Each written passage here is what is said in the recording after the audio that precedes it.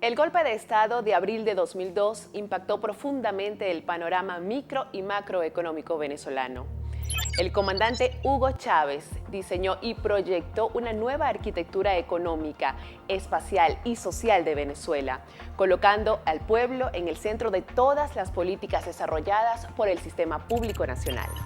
Estas políticas y planes han sido profundizados por el presidente Nicolás Maduro Moros con el objetivo de diversificar la economía y alcanzar una plena recuperación económica en un contexto de medidas coercitivas unilaterales contra Venezuela, su moneda y estabilidad democrática. Hoy, a 21 años de abril de 2002, más que nunca, la autogestión de los recursos económicos y la estabilidad institucional son vitales para la continuidad del proyecto político bolivariano. Soy Andrea Mieri Terán y les acompañaré durante este episodio especial de Datos Bancoex. Comenzamos. Yo voté por Chávez y yo quiero que Chávez termine su mandato. Le queremos a Chávez. Chávez es el presidente de Venezuela y el pueblo lo ama. Este es nuestro sueño, son nuestros hijos. Queremos a nuestro presidente. El pueblo venezolano recuerda el 11 de abril de 2002 y el llamado a movilización de la autodenominada sociedad civil, quienes no eran más que líderes opositores en alianza con Fedecámaras y la Confederación de Trabajadores de Venezuela, CTV.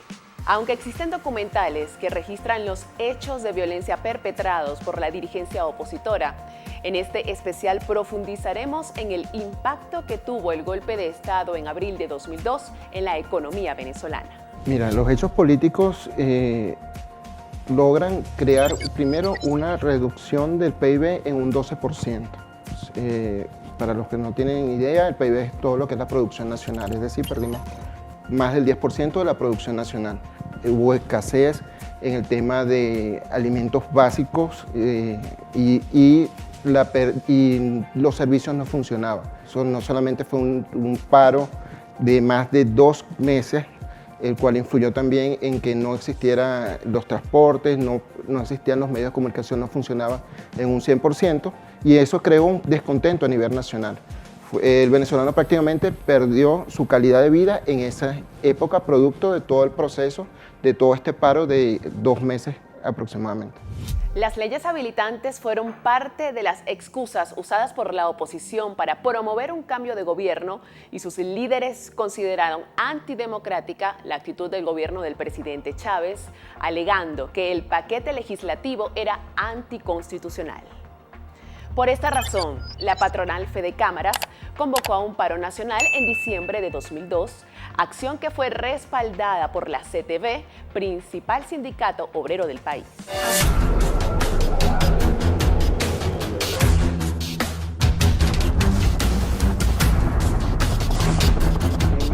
En mi condición de presidente de la República de Venezuela, juro ante Dios Todopoderoso. Bueno, mira, hay que ubicarnos en el contexto histórico, efectivamente, previo a la entrada en vigencia de la ley habilitante, ya existía todo un proceso de desestabilización por parte de la oposición y los sectores de la oposición conjuntamente con el sector empresarial. Y con ello se permitió, facilitó, ¿verdad?, la posibilidad de otorgarle financiamiento al sector empresarial para la producción de bienes y servicios con miras a la exportación, bienes y servicios no petroleros. Sin embargo, a la larga quedó demostrado que esas leyes que se dictaron en el marco del habilitante, lejos de perjudicarlo, los benefició. Y hay múltiples ejemplos al respecto. Y tan solo te menciono, por ejemplo, la ley, el decreto de rango con fuerza de ley del Banco de Comercio Exterior. Esa es una ley que se dictó en el marco del habilitante y favoreció al sector empresarial. Sin embargo, esa no fue el sentido que le quiso dar la oposición, sino utilizarlo, como bien lo señala, como una excusa para venderle esa idea de que la misma serían el detonante o la causa para la declaratoria de una dictadura, si se quiere, contraria a los intereses del sector empresarial. El desarrollo de las políticas económicas depende de la estabilidad político-institucional de la nación. Por ello, los líderes de la revolución se mantuvieron firmes durante estos días, jugando un papel fundamental junto al pueblo venezolano para la restitución del gobierno constitucional. El entonces presidente de la Asamblea Nacional, William Lara, hizo visible los actos de la oposición, labor fundamental para generar las alianzas que demostraron política y legalmente que en Venezuela estaba ocurriendo un golpe de Estado. Para ese momento, William Lara era el presidente de la Asamblea Nacional y obviamente el vicepresidente era Diosdado Cabello. Con la ruptura del hilo constitucional y el derrocamiento del presidente Hugo Chávez, entra a gobernar de manera de facto Pedro Carmona Estanga. Pedro Carmona Estanga estuvo por 28 horas en el poder y con 28 horas dejó sin efecto la Constitución, derogó leyes y suprimió nada más y nada menos que los poderes públicos. Entonces, ¿qué ocurre? Que, bueno, William Lara fue una persona que se mantuvo, ¿verdad?, en su posición como presidente de la Asamblea Nacional y eso facilitó, ¿verdad?, la juramentación del vicepresidente Diosdado Cabello, que a la vez queda en el gobierno por 72 horas y permite, ¿verdad?, una vez que recuperan o se logra salvar al presidente Chávez, que él retransmita o transmita el poder nuevamente y con ello recobrar el hilo constitucional del país. Le explico y le agradezco la oportunidad para desmentir la mentira que está propalando el ciudadano Pedro Carmona Estanga, quien acaba de decir en CNN que él tiene control del Palacio de Miraflores aquí en Caracas. Yo soy William Lara, presidente de la Asamblea Nacional, y le estoy hablando desde las oficinas del Palacio de Miraflores, el Palacio de Gobierno ubicado en la capital de Venezuela, Caracas. Darío Arismendi, ¿cómo estás, colega? Te habla William Lara, periodista venezolano, presidente de la Asamblea Nacional de la República Bolivariana de Venezuela. El artículo 234 del texto constitucional venezolano establece que las faltas temporales del jefe del Estado son suplidas de manera automática por el vicepresidente de la República. El actual presidente de la República, Nicolás Maduro Moros, junto a otros diputados y dirigentes, encabezarían las movilizaciones populares en una alianza cívico-militar sin precedentes que generó la presión necesaria para la rendición de la oposición y el regreso de Chávez a Miraflores. Gracias a los líderes revolucionarios y la Fuerza Armada Nacional Bolivariana, se logró recuperar progresivamente los poderes públicos, desplazando así de Miraflores y de la Asamblea Nacional al gobierno de facto. Atención a la falta temporal del presidente constitucional de Venezuela. ¿Jura usted cumplir y hacer cumplir la Constitución y leyes de la República como presidente temporal de la República Bolivariana de Venezuela? Sí, lo juro. Si así lo hace, que Dios, la patria y el pueblo soberano se lo premie, de lo contrario que se lo demande.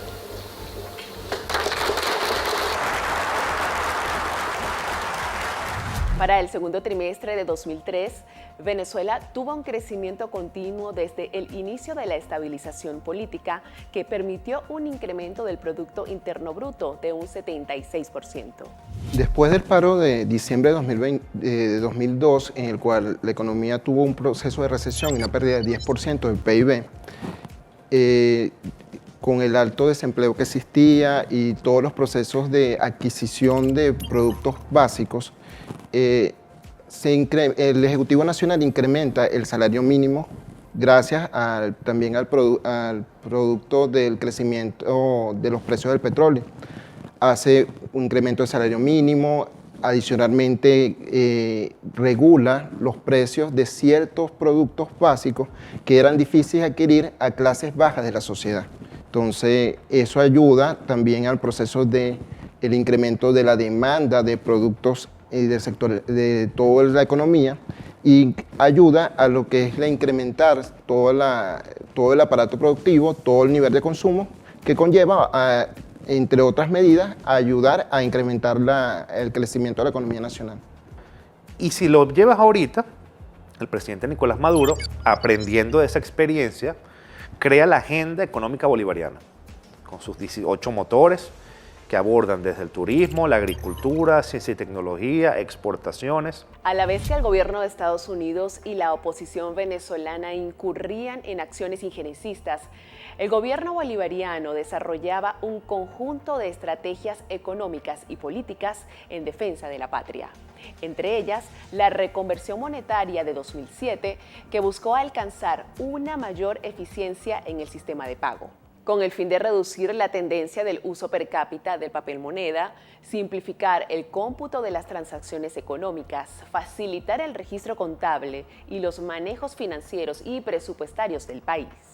Desde estos años hasta 2012, Venezuela tuvo el tercer, segundo y primer salario mínimo más alto de América Latina. Una época en la que incrementó el turismo social, la formación académica y técnica para la profesionalización del pueblo. Se diversificó la fuerza productiva nacional y se reconoció a la nuestra como una de las sociedades más felices del mundo. Ya para mediados de 2007 cayó sustancialmente el índice de desempleo a 8.3, comparado con el 18.4% en junio de 2003.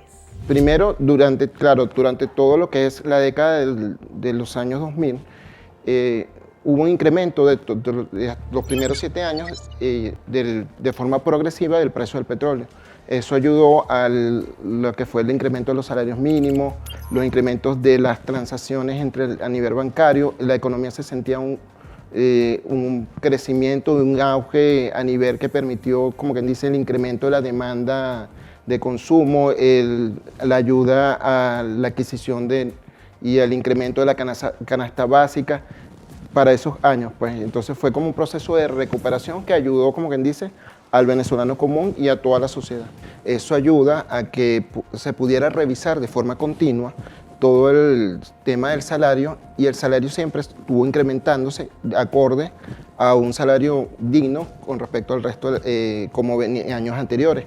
Eso ayuda a que se incrementara toda la adquisición de productos básicos y de productos a nivel general, y ayuda a todo ese crecimiento de toda la economía nacional. Durante el 2003 a 2007, motivado al incremento continuo de los precios del petróleo, el sistema financiero a nivel general tiene un incremento, principalmente el sector bancario y el área de las aseguradoras. Se propicia un periodo donde hubo mayor cantidad de depósitos y el área crediticia fue accesible para todo el sistema, para toda la economía nacional. A 2 años de la siembra del comandante Hugo Chávez, el gobierno de Estados Unidos declararía a Venezuela como una amenaza inusual contra su territorio, iniciando así una serie de medidas coercitivas unilaterales con el único fin de derrocar al gobierno bolivariano. Sí, yo parto de la idea de que las medidas coercitivas no es una sustitución de la guerra, es un instrumento de la guerra. ¿Okay? Es una forma de hacer la guerra contra un país que, en cierto modo, tenga oposición a los Estados Unidos o a la Unión Europea. Y evidentemente, esto ha destruido no solamente la economía, sino las instituciones del país. Y ha afectado no solamente al Estado, sino también al sector privado. Porque el Estado simplemente ha dejado de cumplir en buena parte, ¿verdad?, su labor social, su labor social y política, porque evidentemente no contamos con los recursos suficientes para poder afrontar lo básico. O sea, lo básico de un Estado es salud, alimentación y educación. Y simplemente cuando usted le corta eso a un Estado porque políticamente no estás a favor de él o simplemente no te apoya, entonces usted lo que está cometiendo son actos de crímenes de lesa humanidad. No, Venezuela sufre, no sé la palabra, no hay que usar eufemismos, sufrimos 900 y tantas medidas coercitivas unilaterales, afectan, y si uno ve estadísticamente la economía venezolana, su reducción en los últimos años es producto de eso. Entonces sí, claramente afecta nuestra economía y es para generar un cambio político que, gracias a Dios, la recuperación económica ha terminado de desmontar. Estas medidas coercitivas funcionaron para reestructurar la banca pública en Venezuela, orientada a la gestión soberana de los recursos financieros, lo que permitió la protección de los recursos económicos del pueblo y una mayor amplitud de la acción del Estado en la economía. En la actualidad, principalmente el apoyo a sectores económicos de exportación no tradicional es lo que ha permitido, como quien dice, que exista un mayor crecimiento económico a nivel general. En vista de no tener el mismo crecimiento de los precios del petróleo como en los años 2002 a 2007, el apoyo al sector no petrolero es lo que ha ayudado a este crecimiento de todo el sistema económico venezolano. Un dato interesante que a veces pasa por alto es que el Carnet de la Patria y el Sistema Patria creados por el Estado venezolano durante la presidencia de Nicolás Maduro Moros tiene como objetivo la compilación de datos socioeconómicos de la población para mejorar la gestión del Sistema Nacional de Emisiones Bolivarianas y el de los comités locales de abastecimiento y producción CLAB. En conjunto, una mayor presencia de la población en la banca nacional y el sistema Patria son herramientas tecnológicas de avanzada que promueven el empoderamiento y la inclusión financiera, además de fomentar la organización social de las comunidades. La economía va atada al petróleo. Si la producción petrolera aumenta y logramos colocar nuestros productos petroleros en mercados internacionales, obviamente eso va a repercutir en nosotros evidentemente en lo económico, porque eso va a permitir mayores ingresos y esos ingresos puede a la vez diversificarse en sectores de la economía no petroleros que ayuden a generar mayor riqueza. Por eso yo siempre hablo de que el presidente de la República tiene esa visión, la producción nacional no petrolera, intensificarla, o sea, aumentarla y sobre todo el sector es con miras a la exportación, para diversificar la economía, que es un término trillado que tú lo oyes repitiendo y repitiendo permanentemente, pero que indudablemente esa es la salida, pues la búsqueda de esa diversificación de nuestra economía, o sea, una economía que tanto el sector manufacturero, el sector industrial, el sector alimento, el sector agrícola y por supuesto hasta el turismo, pues, que podamos nosotros tener distintas fuentes de ingresos, no atados al petróleo porque sería la fuente que nos daría el recurso, pero ¿verdad? Buscando la manera de que esos recursos se destinen hacia eso. Que con la recuperación económica que ha tenido Venezuela, y eso sí lo dice el Fondo Monetario Internacional, lo dice la CEPAL, de lo que nos hemos venido recuperando económicamente, ha venido generándose una recuperación de la popularidad y de la confianza en el gobierno bolivariano, en el presidente Nicolás Maduro, la vicepresidenta Delcy Rodríguez, en solucionar la situación.